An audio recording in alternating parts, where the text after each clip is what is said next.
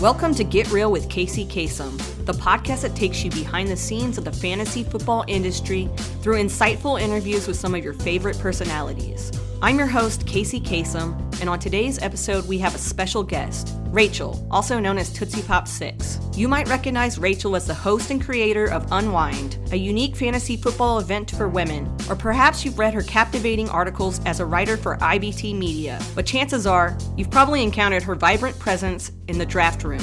In this episode, Rachel shares her experiences from the Fantasy Football Expo to the exhilarating Scott Fishbowl live draft. We delve into the origins of her tootsiepop moniker, her innovative use of Zoom to connect women in fantasy football, and her unwavering loyalty to the Minnesota Vikings. Join the podcast as we explore Rachel's journey from content consumer to content creator, including her podcasting debut right here on this show. Plus, we uncover a whole lot more about her passion for fantasy football and community building.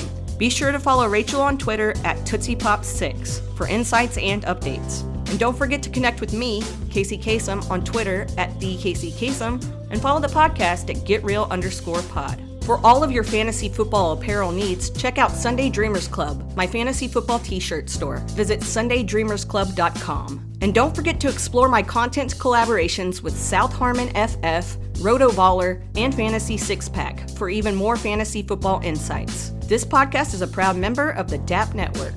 So sit back, relax, and let's dive into today's episode of Get Real with Kacey Kasem, featuring Rachel, tootsiepop6.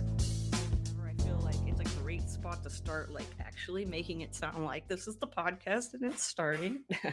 All right, we will get started, actually. Okay. So, yay. Okay, so my friend is here, Rachel. Hi, Rachel. How are you doing? I'm good. How are you, Kacey? Man, I'm doing awesome. It's really cool to be able to record during the day. Sorry if you guys hear people mowing their yards, but I guess it's that time of the year. I don't know. So Rachel's here. I know that a lot of people probably want to get to know you more. You're kind of a figure in the space that people know as someone who has been a person who takes in content, and now you're in the world of fantasy football and the industry and the space and the community. But before we get started with all of that, I just kind of want to get a background on you and sports. When you were growing up, did you have a relationship with sports, or did you start watching sports later in life? How did that go? So I did not have a relationship with sports growing up. I didn't start paying attention to football until about 2017. So it was much later than everybody else that is in the community. I was noticing that the Minnesota Vikings were doing well that season, and just, you hear people talk about it at work, or your family's talking about it, or at the grocery store, you'll overhear things. So I'm like, I better start paying attention. Let me start watching and seeing what the Vikings are up to. And I started watching, and I was like, oh, this is exciting. It's definitely exciting when your team is winning. Right. I enjoy that part. And then the Minneapolis Miracle happened shortly thereafter, and that was epic. And I still love that moment to this day. Yeah, that was a good So one. that's when it all started. Fantasy football is a big part of your journey in football. It's kind of like an extension of just watching the Vikings. Now you get to play fantasy football. How did you stumble across fantasy football in the first place? So it was at work. I was overhearing coworkers talking about the league that they were in at work, and I was like, "What are you talking about? What is this fantasy football? And can I play?" And so that's where it started. 2019 was when I started fantasy football. I did my very first draft. It was on ESPN that we played on with that work league. It was myself and one other woman, and then the rest were male coworkers. I drafted Adam Thielen as my first pick. Homer pick. From the Minnesota Vikings. I've been a fan of him from the beginning. Still am. I found my draft sheet the other day while I was declaring my house, and I saw that I also drafted Kalen Ballage. So I did not know anything my first draft.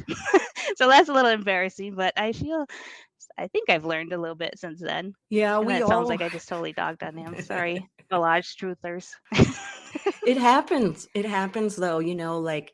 I'm sure my first draft, I can't remember my first draft, but I know that I was clueless. And I knew that Odell Beckham Jr. was a guy I kept taking in mock drafts and kept getting yelled at for why are you taking him so early? I'm like, I don't know what I'm doing. So I get that. So fantasy football and the community on Twitter is such an awesome space. It's when you're a fantasy football fan, to find fantasy football Twitter is kind of mind blowing because you get so much information and there's so many people putting out content. So when you first came into that community, how did you find the fantasy football community on Twitter, and how did you start interacting with them? I think it was during that first season, that 2019 season. I knew, I just fumbled through the draft and picked players, but I was like, I'm a kind of on anything that I do. I don't like to half-ass anything. I'm 100%. So like, I need to figure out how to play this fantasy football. I want to win. I want to have that bragging rights with these coworkers. So I discovered there was fantasy football content creators on Twitter. So I started looking up people and following their content and reading the articles, listening to podcasts, and that's when I found Kate and Michelle and their Ball Blast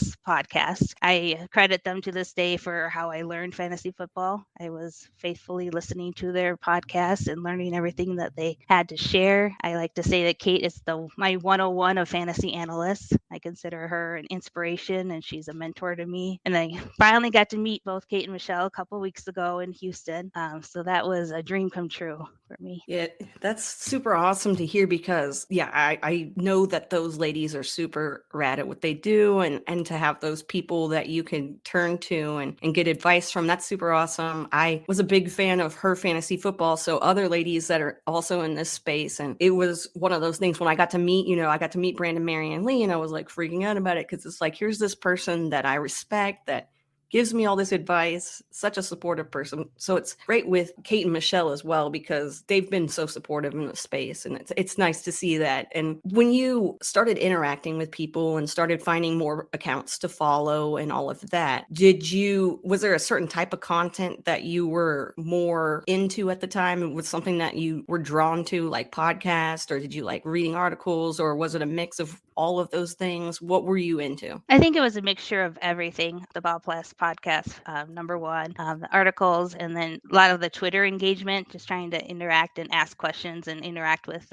individuals on Twitter. Like I got to know Mike Reedy. He's somebody early on. Joey Wright was another person early on that I would connect with and ask my questions to. They were all welcoming and receptive to my questions. Even they might have been really dumb, but they never made me feel that way. Yeah, that's always nice to have people that you can turn to that don't make you feel dumb if you feel dumb, because I know I've asked plenty of dumb questions in my life, and it's nice when people are like, look, there's no stupid questions. We'll answer these questions. We'll help you out. We all start off having to learn how to play fantasy football to do all this. And so when you first started playing back in 2019 to where you are now, do you feel like you've learned a whole lot in that time frame? Oh, I think so, definitely. I definitely feel very comfortable with redraft for sure. Started dabbling in Dynasty last year. That was my first year with Dynasty. And the two leagues that I played in Dynasty last year, I won the championship. So I might have picked up on that. Yeah. Sounds like it. I like that. I tried IDP last year for the first time. That is a challenging beast. Oh my gosh. I am nowhere near an expert on that. I think I want to keep trying, but man, it's hard. Yeah. IDP is a whole different beast. And I know when I talk to people on here that play it that are like in love with it, I'm like, I really wish I had the passion for something as much as you have the passion for IDP. So keep with it. See if you like it. Keep going with it. Yeah. Redraft. So feeling comfortable with redraft. And I know most people start off playing redraft. So that's kind of a nice way to dip your toes in the water and kind of get that under your belt. When you play redraft and when you do Dynasty, I know those are two different beasts as well. Did you have to change your mind frame when you first started playing Dynasty to switch it from the redraft brain over to Dynasty, or how are those learning situations that you had to go through? For sure, yeah. When I was drafting the Dynasty last year, I did rely on a friend to kind of help me because it is a whole different mindset that you have to look at the younger players and think of like longer term, who's going to be beneficial. But also I like to balance it with some that are going to be current now because I wanted to win, and I did. And it worked. So I had Christian McCaffrey last year, so that was a big help. Oh yeah, definitely. When you went into that draft, when you had to draft for your Dynasty leagues, did you go into it nervous? Did you go into it excited? What were your feelings going into that draft, since it's different. I know the startup is completely different than doing a redraft draft. Right. Yeah, I was definitely nervous. I didn't know what I was doing. So like I said, I relied on a buddy of mine to get his input on what should I pick here and between like a couple of players. I mean, I still drafted the Rachel way because I like to make my own picks, but just trying to determine, is it too early for the second quarterback or what have you. But I mean, I just had really great league mates too, so that makes it really fun. Like in one of them, Hoove was the commissioner, and he was very encouraging and recruited me to try Dynasty. And Hope Myers was part of the other league, and she was saying, "You can try it. It's fun. Come join us." So just like the community aspect of getting to play with a variety of players has also been thrilling. When you play fantasy football, do you have a certain type of league that you're more of a fan of? Is there like settings or maybe a rule or something, even a league size? Is there something that you find to be your favorite type of league? That is definitely a very good question because I've been trying to. So I commissioned one league that I started in 2022. I call it Crushing It, and it's with some people that I met at the first expo in 2022. And so I'm trying to decide if I want to mix up the settings and trying to explore that a bit. And then I might chat with some friends in the industry and see what other people like for settings. But I think the normal 1 QB league, a redraft, is in 12 team, and a 12-team league is my favorite. It's the standard, and it's what I know, I guess. Yeah, I like going that kind of way too, because it's just, plus when I first started, that's kind of how it was anyway. And so like, I like to be comfortable. I like to be in the same types of leagues. You know, we added Superflex to our home league, but for the longest time it was one quarterback. I don't even know if I know how to play one quarterback anymore. I've got it's crazy how many different types of leagues there are out there and settings and all of that. Is in like, then you have leagues like Scott Fishbowl, for example. And Oh my gosh. yeah, how I know that you've participated in it. How many years have you participated in the Scott Fishbowl? 3 years. So I started in SFB 11. Awesome. And So over the years, I know that as you go, it gets even cooler and cooler, and there's so many different experiences with it, meeting people through it and all of that. How have you just seen it grow? For people that don't know what the Scott Fishbowl is, it's a charity fantasy football league. It's huge. Go check it out, scottfishbowl.com. I always plug Scott Fishbowl because it's such a great thing. Fantasy Cares is such a great thing. But just like, how have you seen it grown since you started to where you are now, and the kind of fun aspects of the Scott Fishbowl that you've been able to participate in? Well, number one, Scott Fish, the man, is an incredible human being. I've had the pleasure to meet him a couple times. He's so down to earth. You know, he's this big name in the community, but you would never know it once you're talking to him. He's just another person. And just the big thing with Scott Fishbowl is it's all about community and bringing people together. I've gotten to meet so many people in the fantasy industry that's been really thrilling to make those connections. Yeah, I mean, it is so awesome and so great to see how many people come together because of this, and then just becoming friends with people through it, and just the community and everything, and having it bleed over into events like the expo and everything where, hey, we were in the same division. Hey, this, that, and the other. And it's just really cool to get to do that. You said also that you are a commissioner of a league with a bunch of people that you met at the Fantasy Football Expo, which we'll get into the Fantasy Football Expo in a little bit, but I don't really talk to that many people about being a commissioner. And I think I need to, because it is part of fantasy football. The commissioner aspect, the commissioner role is part of fantasy football. So being a commissioner, especially since 2019 was your first year, and then taking over and being a commissioner, when you started being a commissioner, did you have to do any research or figure out what you needed to do? Or how did you manage to get it situated so that it was a successful league that would run properly? I think the number one important thing for our league that I put together was the people. It's just a bunch of really good people. And when people were asking like, what's the fee for it? I'm like, just bring the good vibes. Good vibes only is the only thing I require. And it's all about bragging rights and getting to play together. And everyone was enthusiastic to play. And I was so surprised last year that they all wanted to do it again. I'm like, really? Okay, let's do it. Do it. Yeah, it's great to have a good group of people that you're playing with. I know that I've been in leagues before where you're like, man, nobody talks, nobody is active, having an active league is important to me, at least. So it's nice to be in a league with people that you can respect and that you're friends with and all of that. That is really cool. And the fact that meeting people at the expo and getting to know people and having them come join a league that you created is just, that's got to be an awesome feeling, right? Definitely. And it was important for me to get Kate and Michelle involved, and they were on board. That was thrilling. And I know I talk about them a lot, but they know I love them. Yeah, I get that. I mean, there's certain people that I am just like, I wouldn't be here if it wasn't for those people. So I get it. You wouldn't probably be where you are if it wasn't for them. So I totally get No, that. exactly. That that's awesome, and I've been saying that's awesome a lot because all of this is awesome. The community just makes me happy, and people like you just make me happy, and having all this content from all of you, it's just great to see. And let's go into the expo because I was talking with Bob Long a couple of days ago, and now I'm like on this. I got to talk to everybody about the expo. I need to get more people to know about the expo and to know what it is and to know what the community is like. So, your first year going, how was that experience for you? I was incredibly nervous. I heard about it on Twitter about this expo. I'm like, oh, that sounds fun. And for some reason, I decided I wanted to go, and I made plans to go. And so I went. But when I got there, the first day, and there were some people around the DoubleTree bar, and they're all talking to the friends that they knew, and I felt really out of place. I'm like, I don't belong here. What am I doing? I don't know football. I don't know fantasy football. I don't belong. And then later that night, I was walking back to my room, and I passed by JJ Wenner, who just, with his welcoming demeanor, he just reached out his hand and like, "Hi, I'm JJ. What's your name?" And that was game changer for me. That made me feel welcomed and made me feel like, okay, I can do this. I can get through this weekend. That it's okay that I'm here. I don't know anybody, but I can get to know people, and I was just gonna go with it, all because of him. Yeah, when he was on the show, so he was on, I know you know of this, but yeah, he was on the show a few episodes ago, and we had that conversation about the time he met you at the expo and kind of made you feel more comfortable because he knew that that's kind of how he was too, going into it. So yeah, making other people feel comfortable is awesome, and it is awesome. And going to the expo and having a bunch of people that all probably feel the same way you do is also pretty cool because it's like you're nervous, but it's like a good nervous, you're getting to meet all these people and talk about something that you love so much. And even if you think you don't know anything about whatever, you do, more than you know, and or than you think you do.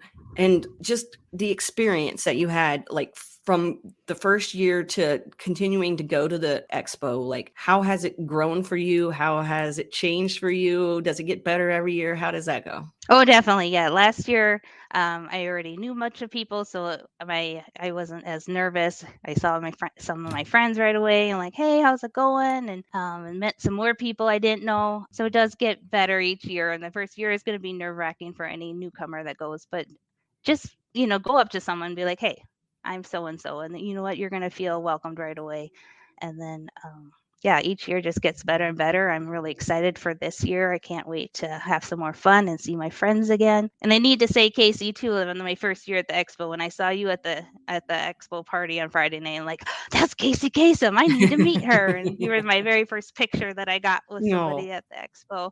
So I was fangirling big time because I followed you on Twitter as well.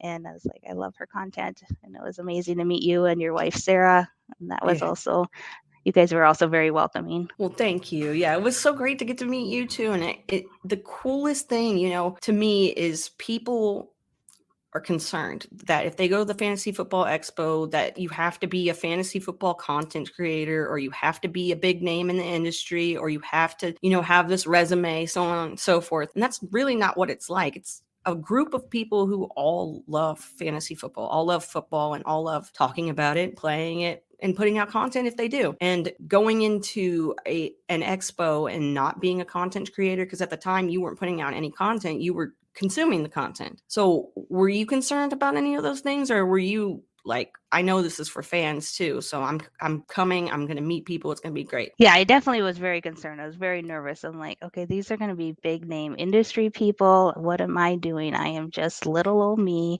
that just started playing fantasy in 2019. So I don't even know a lot about playing fantasy and what am I doing? But like I said, yeah, people like JJ made me feel comfortable right away. I met Joey Wright that first year, another name dropping of him.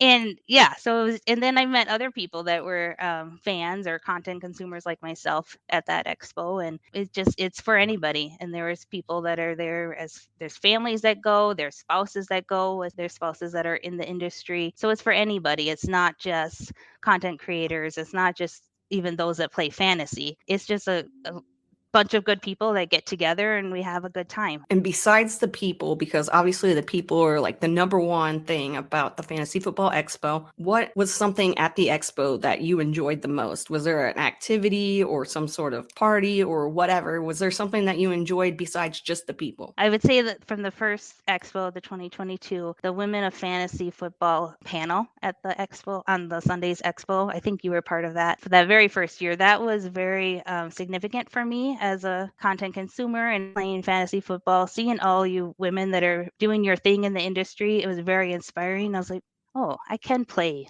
this game. I can learn how to play this game. See that panel that very first year, and then just all the panels that year and the panels last year. It's just fun to learn different things. Yeah, the panels are really super cool. I don't get to as many as I want to or as I need to, but yeah, it's really cool to be able to go and sit in and listen and just learn and just take it all in. So that's really cool. And bringing up women in this space, there are a lot of really awesome, there's that word again, guys. It's not a drinking game, but there's a lot of really cool women in this industry. There are a lot of just fantastic minds. And I know that Unwind is something that's important to you and people might not know what that is. So if you want to kind of just give your explanation as to what Unwind is all about. So yeah, after the expo last year, I was just really in the withdrawal of missing my friends, especially missing my girlfriends that I hung out at the expo. I'm like, oh my gosh, I'm not going to see these people until next year.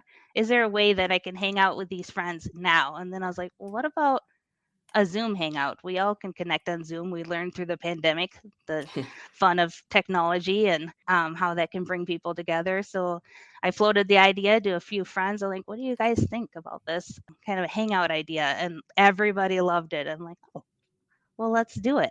And so I had this vision of just bringing people together, just to hang out. So that started last October, and we've had 8 events so far. And the average, maybe about 20 attendees come to each one. And in the grand total, there's been 57 different women that have been participated in an Unwind event. And so it keeps growing. We have the next one is next week, March 20th, and then we have one April 12th. So if you're interested in joining, give me a shout on Twitter at tootsiepop6, and we'd love to have you join. Yeah, definitely. I got to join one. Life comes at you fast, so I can't get to all of them, but I did get to go to one, and it was super interesting because I'm going to say interesting because there were so many people I didn't know, and it was like, wow, this space is so much bigger than I can even wrap my head around. So I'm sure seeing so many more people come in, you're meeting so many more people. Is that right? Exactly. Yeah. And even some people have joined Unwind that I haven't met before. So I'm getting to meet them through this. And it's just been a joy to connect the other women throughout the community through this endeavor. And how does it make you feel to see so many women interested and excited about this fantasy football stuff? Oh my gosh, it is so thrilling. It fills my spirit. Each Unwind Zoom, I just feel so like fulfilled and my heart is warm. Like there's a lot of laughs during these Zooms. There's a lot of great conversations, and it's just really been inspiring. Yeah, I mean, I'm sure it's super inspiring too for people who just are starting out or just got into the fantasy football world and they're not really sure what to do or how to navigate it or anything, and having that like safe space where everybody can come and chat. That's just such a great idea, and it's so awesome that you came up with that idea. When you have all when you have all these women and content creators, and are there women there that don't put out content as well? Is it open to anybody that's interested in fantasy football? Yeah. So yes, it's open to anybody. Yeah.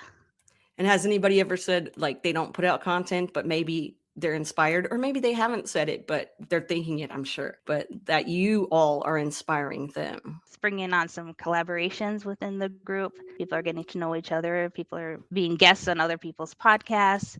So things are growing and spawning off from this. It's just like a little mini expo of awesome women in this space. That's so awesome to see people guest on each other's podcasts, because I know that I've guested on people's podcasts by joining chats and getting in, video chats and doing all of that. So being able to bounce off ideas off of each other and just find people that enjoy what you enjoy and have them come on your show. Because I know how hard it is to get guests on shows. It's pretty hard, but if you kind of make a connection with somebody, it makes it a lot easier to get people to come on your shows. So that's great to see. Oh, definitely. And the UNWIND event and women in fantasy football and all the women who are putting out content or just people that consume the content, just all the women that are just in this space. I know that there's more and more people behind us. Like there's so many men in this community that are behind us as women that want us to succeed. So, and I know you've brought up some of those guys when you're talking about people that, I mean, every time you said a guy's name, I'm like, he's super supportive. He's super supportive. So how does it feel to see the male population, be behind us and supporting us? Oh, it's so amazing. This community is unlike anything else. There's so many great people that are there to lend a hand, to lend some insight, to offer some wisdom. It's just really encouraging that this is a world for anybody. It's not just for like the top elite, analysts. It's for anybody, the people that just enjoy playing at a casual pace or what have you. Hey, fantasy football fanatics. Are you ready to suit up and style this season? Introducing Kacey Kasem's Sunday Dreamers Club, your go-to destination for fantasy football-inspired apparel. And here's the touchdown pass. Throughout March, you can score a whopping 15% off your order using code GETREAL at sundaydreamersclub.com. That's right, savings galore on the coolest gear in the game. But here's the extra point. Your support means the world to me. By snagging a shirt, you're not just gearing up for fantasy football, you're also helping fuel my journey and helping to keep this podcast going strong. So huddle up, folks. Head over to sundaydreamersclub.com, punch in code GETREAL, and grab your gear before the clock runs out. Don't keep this deal to yourself. Spread the word, and let's make fantasy football legendary.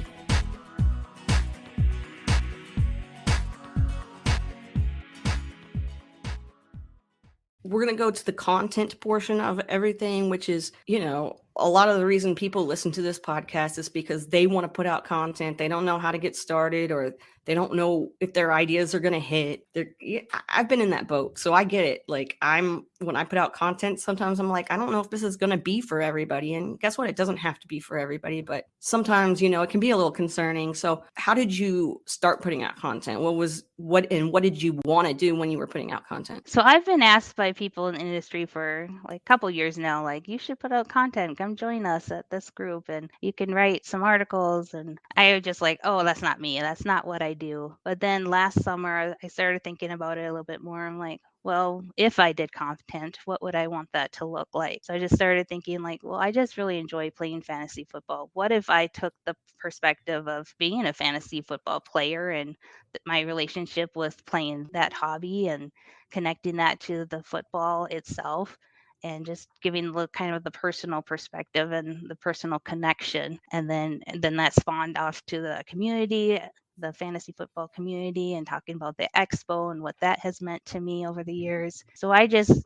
took it from let me just write what I know. I don't know a lot of the stats, like some of the data driven analysts, which is amazing. I am in awe of the people that are really knee deep into the data, and I'm trying to learn more and more, and I'm going to keep trying to learn more. But I decided to start with let me just take the personal perspective, and I found that it has really resonated with people, with other content consumers. They were able to like, oh wow, that you're right, there is a place for me as well. Yeah, that's great to see. I know that I was kind of in that boat too. People were like, you need to put out content. You need to put out content. And I was just consuming content. And that's what I was there for. I wanted to consume content. But then I was like, I love interacting with these people. So why don't I put out content, right? And I love that you went with the personal aspect to it. I know that reading about your expo experiences and reading about, that kind of reading is really grabs you, because regular articles, I'm not going to lie, sometimes I just skim articles, even my own article. Sometimes I'll just skim it. I'm like, and to be able to kind of have a connection with somebody or kind of get their backstory is really cool to see. So that's what I look for when I'm consuming content, is that kind of personal connection. So it's cool to see you actually go out there and do that. Putting out content, kind of scary, right? Kind of scary. Definitely. It's a big new world that I don't know a lot about yet. So right, we're all learning. It's fun to learn, but you're gonna go look back at your stuff from, you go look back at your stuff and you're like, wow, really? That's what I was doing? I do that all the time. I'm like, really? I wrote that? Like, so. And then with podcast, I mean, then you're like, really? I said that?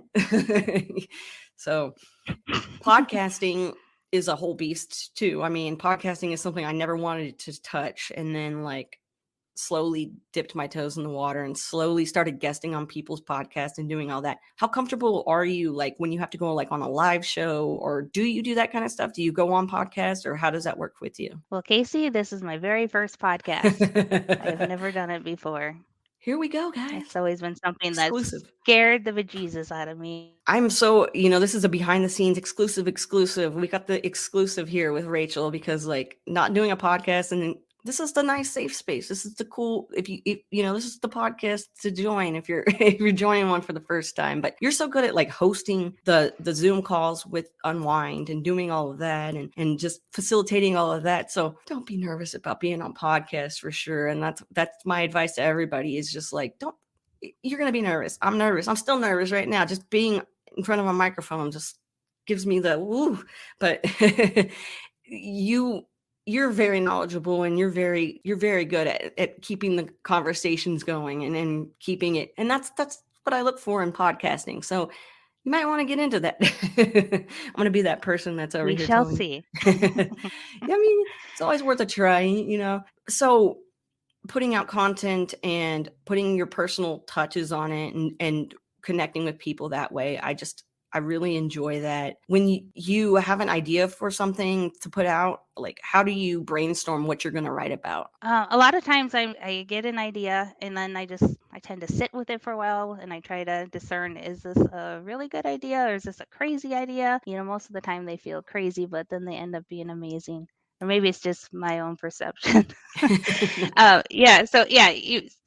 with the diary idea and then Unwind, I'm like, is this crazy? So I have a few close confidants in this community that I'll bounce some ideas off, and most of the time I get the reassurance like, this is amazing, you should keep going with that. So then I just take it to the next step. What kind of advice do you have for people that want to put out content, but they're kind of in that same boat that you were, where you're like even if you're not getting asked, but you want to put out content, you just don't know how to do it. You don't know where to start. Where would you go with that when you're talking to people that are trying to get started? I would say, first of all, surround yourself with good people. It's important to have a good team of people that have your back. It's really encouraging to have people that support what you're trying to do when you're brand new with something. And I think being true to yourself is very key. Content creating it's a lot of work.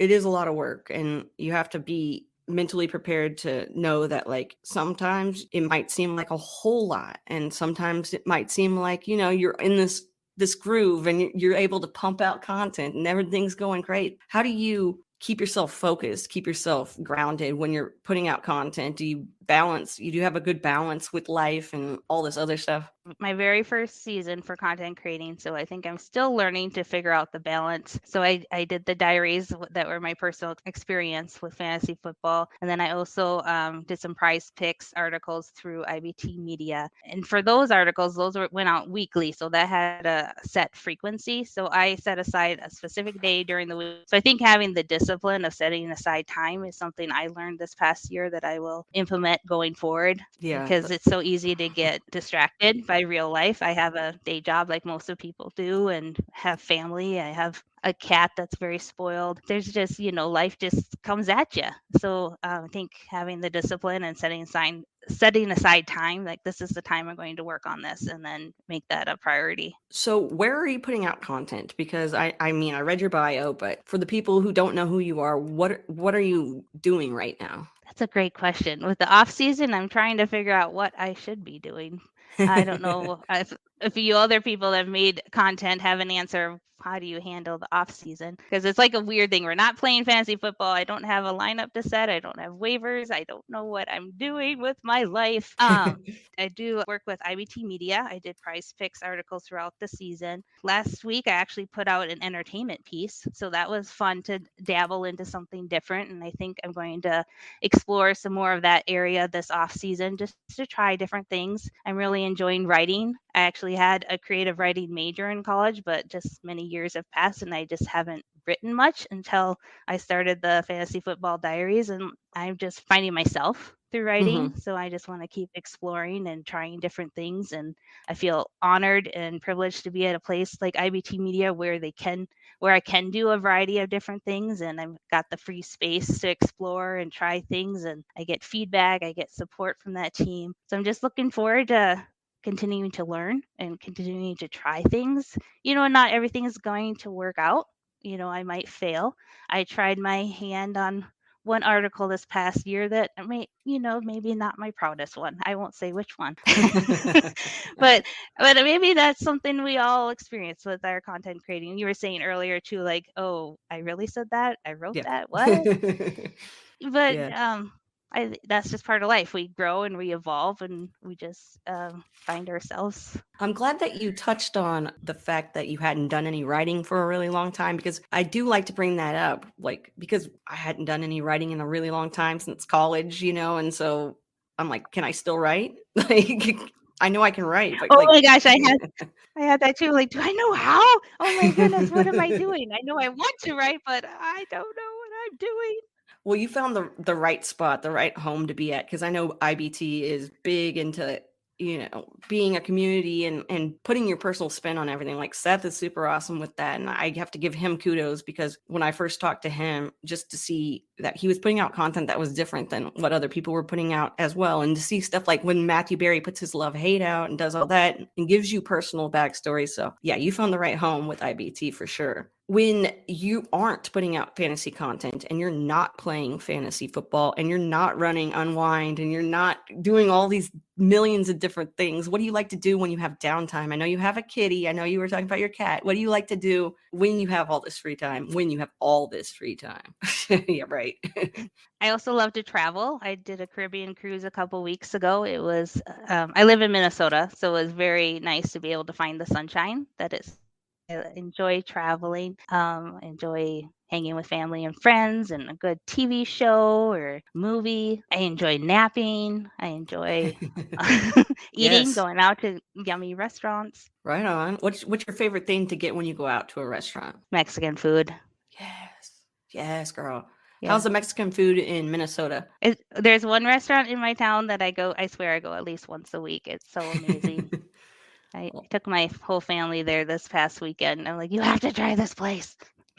Yeah, I will agree with you on Mexican food. It's delicious, delicious. And yeah, I'll eat it anytime I have the opportunity, because I love me some enchiladas, that's for sure. Okay, so you were talking about how you watch movies and watch TV sometimes, and you did just kind of dabble in entertainment. What was the entertainment piece that you were putting out? I did a kind of a movie review on the Oscar nominated film Past Lives, and it's one of the movies that I watched while I was on my cruise. I was like, oh, let me check out this movie, and then it just stayed with me for a week or two. I'm like, maybe I could write something about it, and so I sat down and tried my hand on it. And of course, with Tootsie Pop style, I added some personal touches. I kind of brought in my own personal experiences and my own past lives and made a connection through that. And you said, and my Tootsie Pop style, which is awesome. Where did the Tootsie Pop come from? I'm sure people want to know that. Okay, so I was in a sorority back in college, and that was my nickname that they gave me. They called me Tootsie Pop, I guess because I'm wholesome, or that's the perception at least. And so it just kind of stuck with me. Yep. Awesome. Yeah, I was wondering that, every time I, like, people will be like, Rachel, Tootsie Pop. And I'm like, yeah, there you go. So it's good to have something like that sticks with you, like Kasem sticks with me. So now there we go. To be known by different things. Besides, I mean, traveling is so awesome. Like, and I'm jealous of you because you got to go on that vacation, and I need to see the sunlight, like really see the sunlight. So, I mean, I know you're in Minnesota, so me being in Texas, I don't really have any room to complain about sunlight. But, the winters in Minnesota, I've never been to Minnesota. Like, just tell me about Minnesota in general, because I've never been there. I know there's so many fantasy football people that are from Minnesota. It's insane. But how's living in Minnesota? Well, typically the winters are cold and snowy, but this winter has been unusual. We haven't had a lot of snow and hasn't been bitterly cold. It still was gloomy though, so I still needed to find the sunshine. But the summers here in Minnesota are amazing. They're nice and warm. And my family growing up, we always went to the lake in the summer. We like to fish and swim in the lake. So there's a lot of fun Minnesota activities in the summertime. Yeah, it's just where most of my family live. So that's why I'm still in Minnesota. I always complain about it every year at the winter, and I'm like, I need sunshine, but it's home. It's home. It's where I It's grew up. home. And you can go on vacation. You proved it. So you like to travel. So that's cool. Have your home base, but be able to go out and do fun stuff and travel to Canton, Ohio. That's a fun vacation too. So, Yes. I mean, for real, I know I keep going back to it because I'm like, man, I can't wait to see all my friends. And I know you can't wait to see all your friends and all of that. The space, the community. I want to talk a little bit more about the fantasy football community. And I'm sorry if you're listening to this and you're like, I'm sick of hearing about the fantasy football community. Tough. You're going to have to listen to it for a little bit longer. But so it is cool that, I mean, you brought up earlier the people that you were listening to, Kate and Michelle, you brought them up. You brought up a bunch of different names in this space. Going to the Fantasy Football Expo, there are a ton of big names there. And there are, those moments where you have to go up to somebody, you have to, but you kind of tell yourself, I have to go up and talk to this person, even though they're a huge name and all this. Was there anybody that like you met last year that you didn't expect to meet and that you were like, wow, like that was kind of crazy? Marcus Grant. He came up to me and he knew who my name was. I'm like, wait, what? Marcus Grant knows I'm Rachel? How is this my life? Oh, he's such an amazing person as well. And also Pat Fitzmaurice. He was another one of my favorites to meet this past expo. He wanted to meet me as well. He came up like, I need to meet you. I really loved your article that you wrote. And I'm like, do you know who you are? You're talking about my article. What's happening? What is happening? Right? Oh man, that experience has got to be just like, wow, jaw dropping. Like, wow, that's cool. That to have people come up to you like Marcus Grant saying that he knows who you are, and you're like, what? I know. Yeah, that's awesome. I've been trying to get him to come on the show. It's working on scheduling and stuff, but I'm gonna tell him how much everybody in the community appreciates him coming to the expo and talking and being an awesome dude. So maybe I'm trying to butter him up so he'll come on, but Hey, future Kacey here. Just wanted to let you know that I did book Marcus Grant. So Marcus Grant will be on a future episode of Get Real. Yay. Okay, now back to the episode with Rachel. What about the fantasy, or not the fantasy, but the Football Hall of Fame? Did you get to go to the Pro Football Hall of Fame while you were there for the expo? Yes. And how was Yes. that experience? I went to the Hall of Fame both years.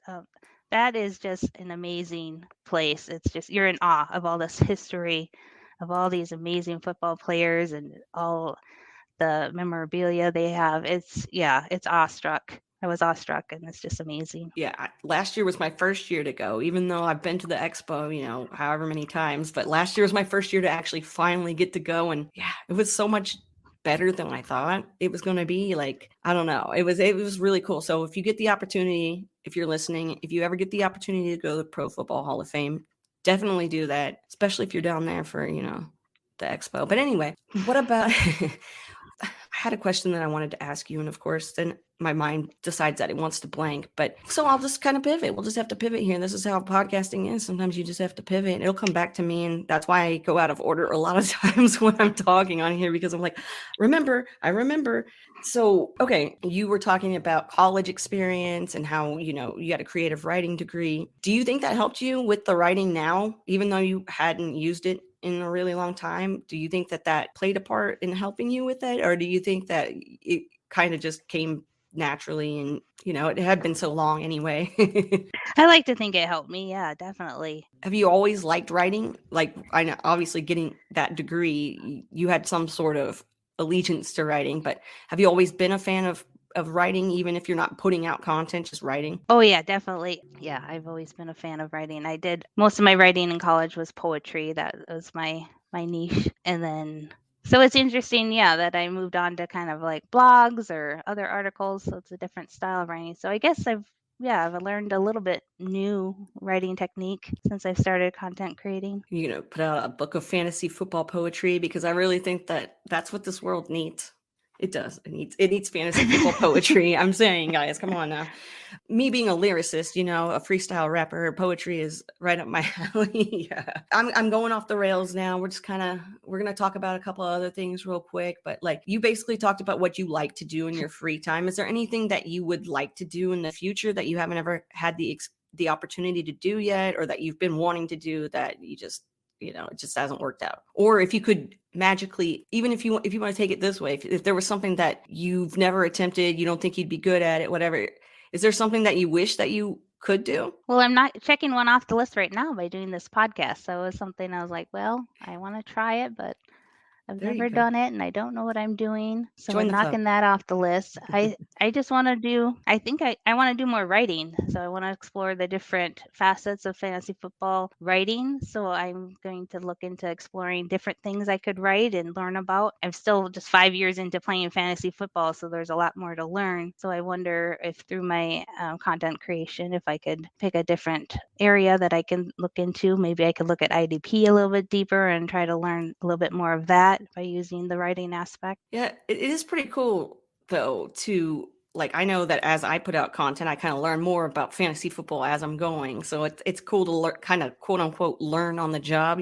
I like that as well, and exploring different types of writing and content. That's really awesome. And this off season, I know I'm writing articles during the off season too, and it is kind of hard when you're like, what do I have to write about? What is there to write about? I mean, with all these trades and crazy sending guys here and dropping guys there and doing all that, I know there's a ton of content out there that needs to be tapped into. It's just like, how do I do that?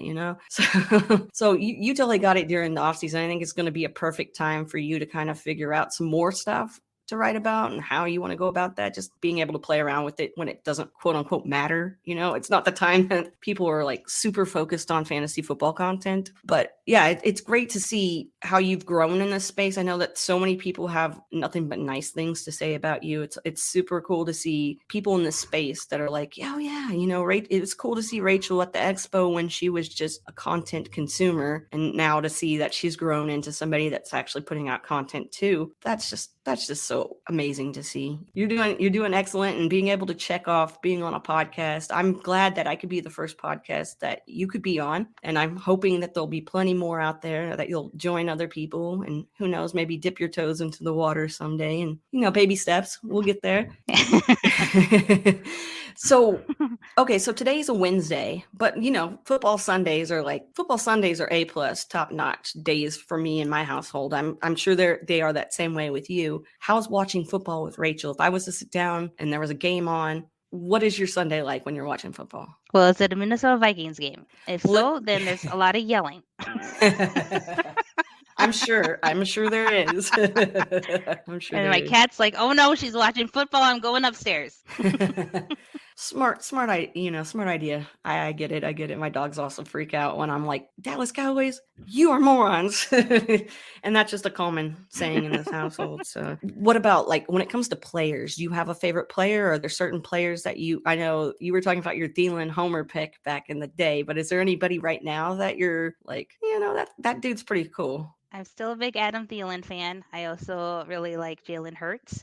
Latavius Murray, I have so much love for him. Oh my gosh, he's just reliable. You can count on him for a certain amount of touches, and he just gets it done. And I love that. I just love that grit that he has, and he's just very consistent.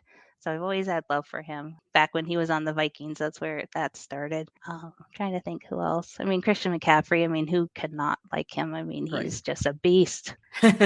Yes, he is. Oh, and Alex Anzalone for defense player. Alex Anzalone. I really like him. Look at you. I guess I'm like, who? From the Lions. Yeah. Yeah. Excellent. See, I'm learning something new. Like IDP. Yeah, IDP is just not something I've actually I've tried to play in an IDP league, and it was just not my cup of tea.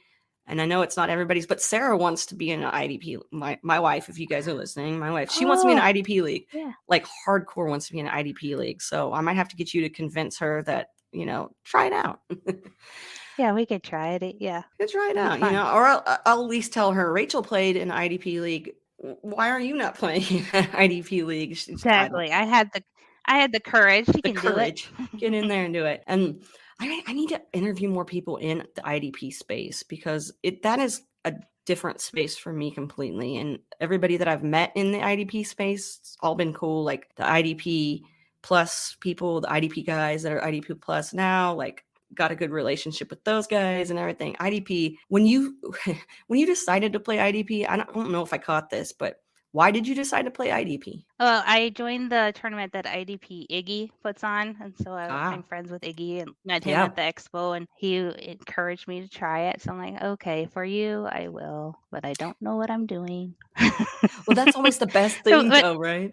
To have somebody that like you're comfortable with, that you can be like, "Hey, I'm gonna do this, but I don't know what I'm doing." Like John Bosch is the same way for me. When I join like a John Bosch league, I'm like, "Bruh, we'll see if I last a year in this league." Like I don't know, and usually I don't. wow, that's brave. I haven't tried one of his leagues. My gosh, that man, I don't know where some of these people come up with the ideas that they have, like him and, with the Scott Fishbowl and all the ideas that they have. And then you have like I Ryan know. McDowell coming up with Where stuff. do they It's just come like, up with all these ideas? Oh, it's hard enough coming up with wow. ideas I on like what to write about. I know. I like the ingenuity. That's Yeah, amazing. it is amazing. If you, but you are a commissioner, so I know that in the league that you commission, is it just one league that you commission, or do you commission more than one league? Just one that I do so far. I want to explore more and try it some more. That Yeah. is a goal of mine. That is a goal. There you go. There's a goal that I want There's to your do more goal. What kind commissioning.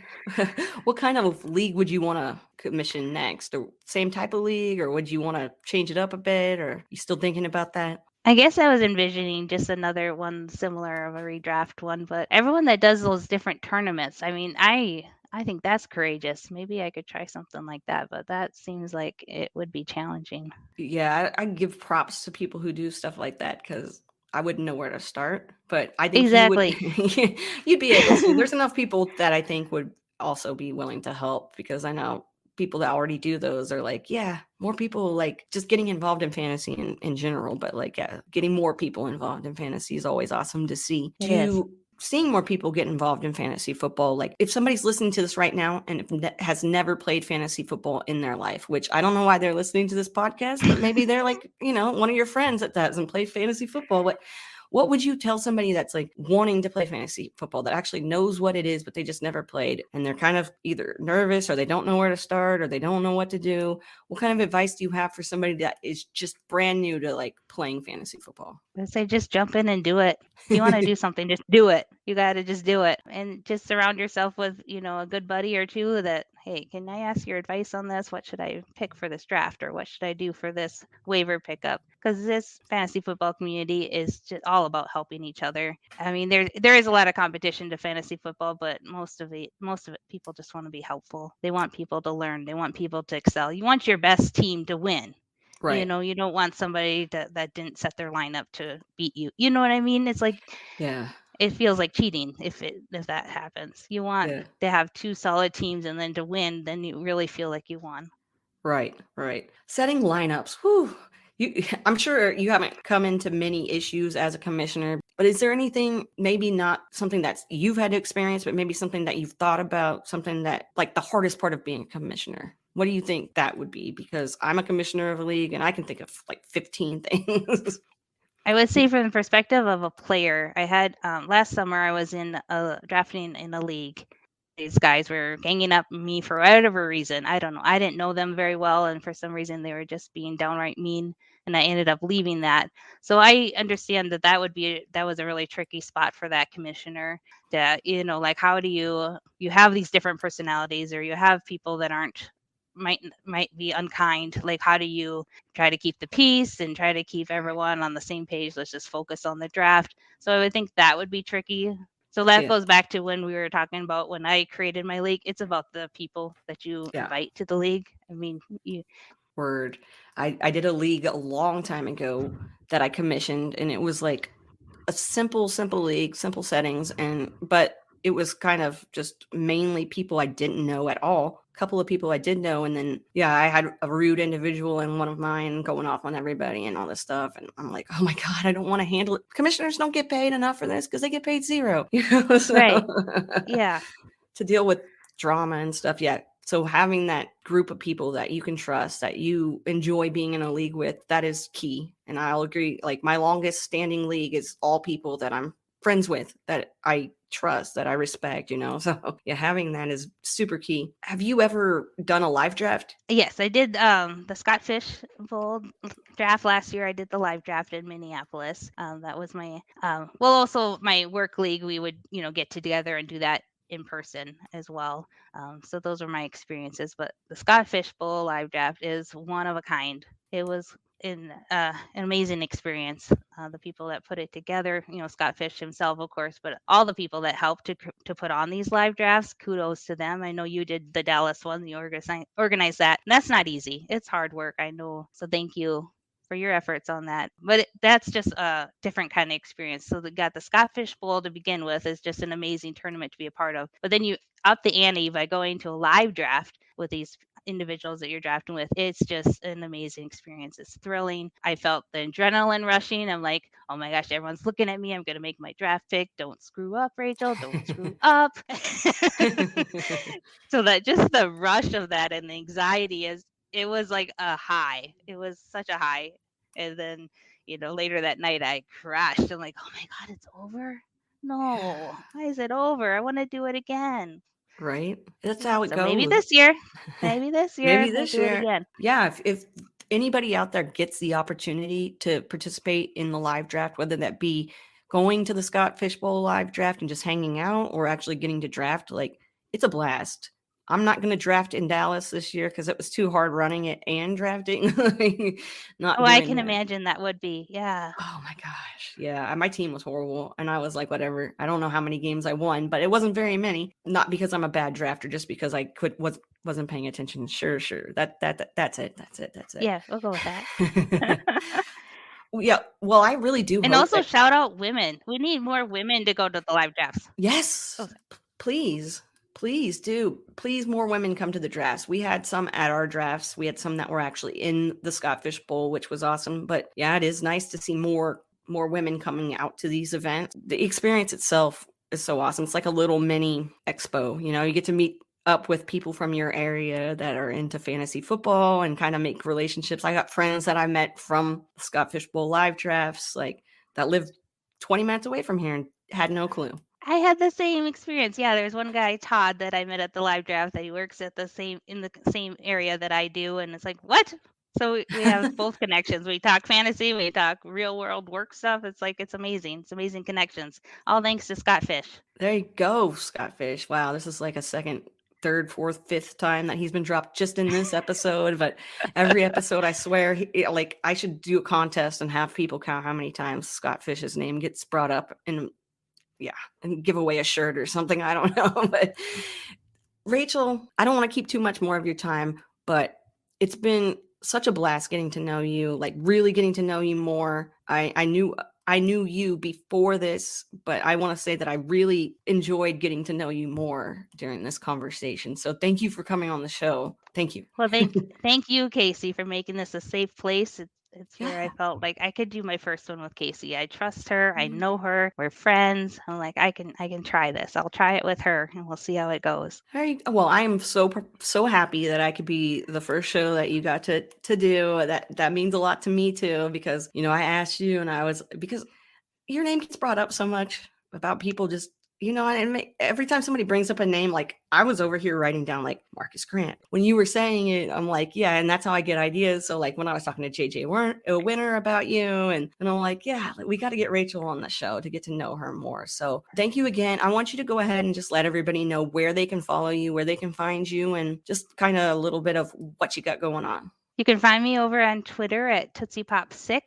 I post the dates and the information for the UNWIND event, so feel free to DM me if you're interested in joining an UNWIND event. I also put out content with IBT Media, so if you're looking for my writing and my articles, that's where you'll find it. Hopefully I'll get some more off-season ones popped out. Yeah, and I'll see you in the draft room. I am going to be drafting a lot this year, so hope to see you all in the draft room.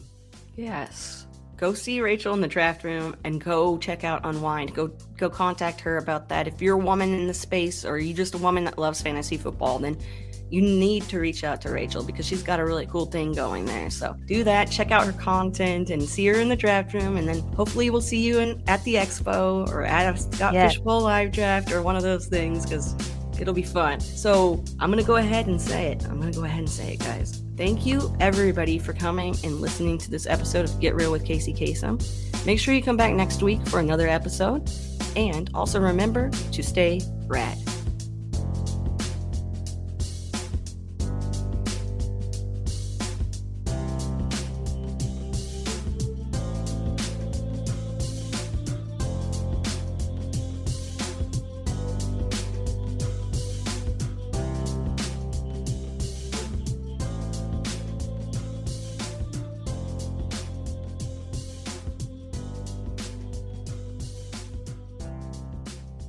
get real.